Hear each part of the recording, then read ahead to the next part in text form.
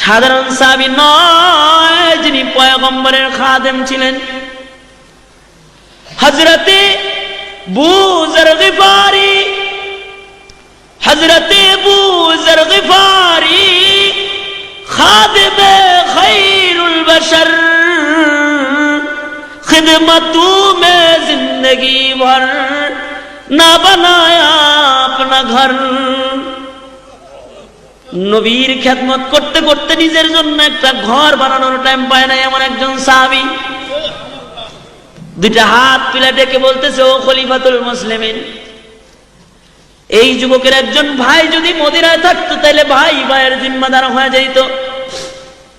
খলিফাতুল মুসলিমিন পয়গম্বরের মুখে নিজ কানে শুনছি, আল মুসলিমু আখুল মুসলিম, মুসলমান মুসলমানের ভাই।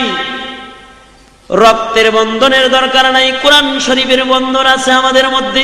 সুবহানাল্লাহ জোরে কোন, আর জোরে চিল্লায় কোন সুবহানাল্লাহ। আমি আমার ভাইয়ের জিম্মাদার, আমার ভাইরে ঋণ পরিশোধের জন্য ছুটি দিয়ে দেন, আমি জিম্মাদার হয়ে রয়ে গেলাম। খলিফাতুল মুসলিমিন নতুন করে বিচার সিদ্ধান্ত লিখলেন, আবার নতুন করে, যাও যুবক, তোমার 1 মাসের ছুটি দিলাম। আরবি মাসের প্রথম শুক্রবারে জুমার নামাজের আজানের পূর্বে তুমি মদিনায় প্রবেশ করবা। যদি তুমি মদিনায় জুমার নামাজের পরেও না আসো, তাহলে তোমার জায়গায় তোমার জিম্মাদার ভাই আবু যর গিফারির মৃত্যুদণ্ড প্রদান করা হবে।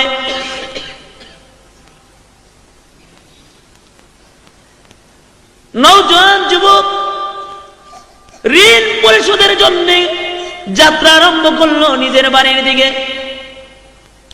খলিফাতুল মুসলিমিন পিতার হত্যার দাবিতে বাদী পক্ষ যে দুইজন, তাদের নায়িকা বললেন, আপনারাও চলে যান। আরবি মাসের প্রথম শুক্রবারে জুমার নামাজ মদিনার পয়গম্বরের মসজিদে আপনারা পড়বেন। জুমার নামাজের পরে নওজোয়ান যুবক যদি ফেরত না আসে, তাহলে আবু যররে গলা কাইটা হইলেও আপনাদের বিচার আপনাদেরকে দেওয়া হবে। নওজোয়ান যুবক বাড়িতে চলে গেছে। বাড়িতে যা ঋণ পরিশোধ করার জন্য ইহুদির কাছে গেছে। ঋণ পরিশোধ করে নওজোয়ান যুবক বাড়িতে আইসা সুন্দর সুন্দর জামা কাপড় গুলা পরিধান করছে। দ্রুতগামী একটা ঘোড়ারে সুন্দর করে সাজাইছে, সজ্জিত হয়ে আতর গোলাপ মাইকা মার কাছে যায় বলে, মা গো, মা, ও মা, আমি তোমার সন্তান। মারে, তুমি তো চাও না তুমি হাসরের ময়দানে খুনি সন্তানের মা হয়ে দাঁড়াও। মাগো, জীবন ভর তুমি আমার সেবা করছো মা, আমি তোমার কোনো সেবা যত্ন করতে পারি নাই।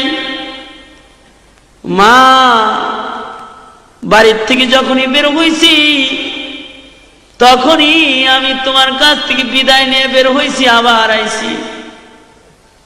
মা গো, আজকে একটা বিদায় নিবার চাই মা, এটা জিন্দেগির শেষ বিদায়। মা গো, তোমার হাত দুইটা আমার মাথার পরে রাখো মা। মা গো, দুধের দাবিটা মাফ করে দিও।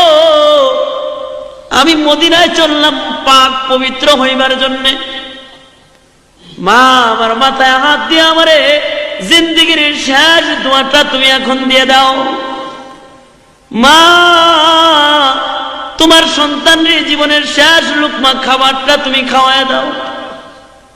তোমার সন্তান আর কোনোদিন তোমার দরবারে এসে দাঁড়াবে না মা। বাবার কাছে যা কয়, বাবা গো, ও বাবা, দেন ওই বুকটা একটু দেন। কত বুকের মধ্যে শোয়া রাখছেন বাবা, বুকটা একটু দেন। জিন্দেগির শেষবারের মতো আমার বুকটা আপনার বুকের সাথে একটু লাগা যায়। বাবা গো, আমার বিচার হইব মদিনায়, পিতামাতার কাছ থেকে জিন্দেগির শেষ বিদায় নিয়ে নওজোয়ান যুবক যাত্রা আরম্ভ করছে মদিনার দিকে। এদিক দিয়ে মসজিদের নববীতে জুমার নামাজের আজান হয়ে গেছে, এখনো পর্যন্ত কেউ মদিনায় আসে নাই। খলিফাতুল মুসলিমিন হযরত উমর পত্রবাহক পাঠিয়ে দিয়েছেন আবু যর গিফারির বাড়িতে। আবু যর জীবনের শেষ জুমার নামাজ পড়াইবার লাইগা মসজিদে নববীতে আইসা যান। আপনার জিন্দেগির শেষ জুমা আজকে মদিনায় হইতে পারে। আপনার ভাই যদি ফেরত না আসে তাহলে আপনার ভাইয়ের জায়গায় আপনার মৃত্যুদণ্ড প্রদান করা হবে। হযরতে আবু যর গিফারি জিন্দেগির শেষ জুমার নামাজের প্রস্তুতি নিয়ে মদিনায় পয়গম্বরের মসজিদে হাজির হয়ে গেছে।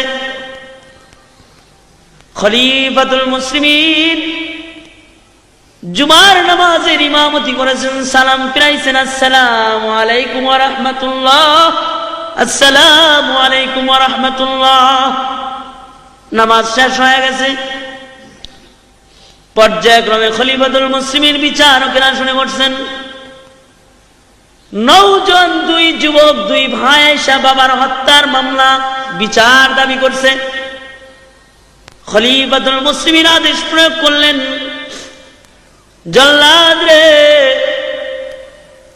খলিফার চোখ দিয়া ঝর্ণার মতো পানির ফোঁটা গড়ায় গড়ায় পড়তেছে। একটা নির্দোষ মানুষকে একজন দোষী মানুষের জায়গায় মৃত্যুদণ্ডের আদেশ।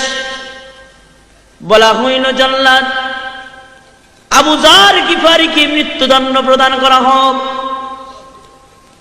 এ শব্দটা মদিনার মুসলমানদের কানে পৌঁছার সাথে সাথে পুরা মদিনায় কান্নার রোল পড়ে গেছে।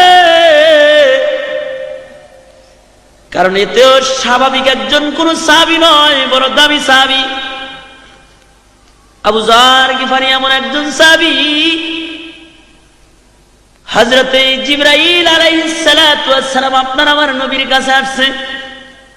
আয়েশা বলে, পয়গম্বর ওই যে চাদর মুড়ে দিয়ে হাইটা যায় আপনার সাহাবী আবু যর। নবী বলেন, জিবরাইল আমার সাহাবী আবু যর আপনি কেমন করে চিনেন?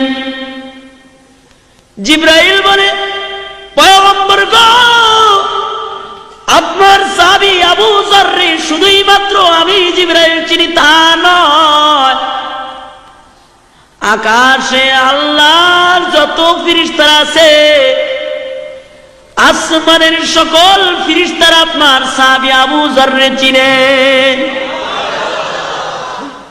দুইটা কারণে আকাশের ফেরেশতারা আবু যর গিফারিরে চিনে, দুই কারণে। এক নাম্বার, লি সিগারিহি আলা নাফসিহি, নিজের নিজে খুব ছোট মনে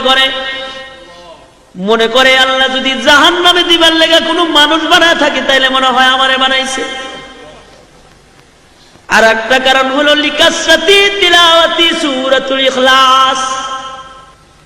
সূরা ইখলাস নামে একটা সূরা আছে, যা 3 বার পড়লে খতমের সওয়াব জমা করা হয়। কুল হুয়াল্লাহর সূরা এমন একটা সূরা যা 3 বার পড়লে খতম কোরআন শরীফের সওয়াব হয়।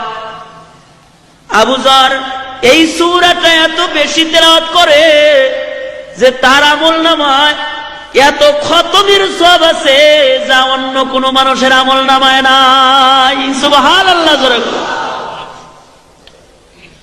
মদিনার লোকেরা কান্দে, নির্দোষ একটা মানুষের জায়গায় এমন একজন বরকতি মানুষ মৃত্যুদণ্ড প্রদান করা হবে রে।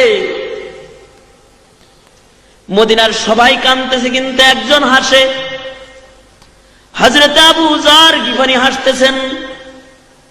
লোকেরা বলে, আবু যর তুমি হাসো, কেন হাসো? আবু যর বলে, তোমরা কেন কাঁদো? কাঁদো না, আমি আমার নবীর শাফাত কিনতেছি, আজকে শাফাত খরিদ করতেছি আমার নবীর।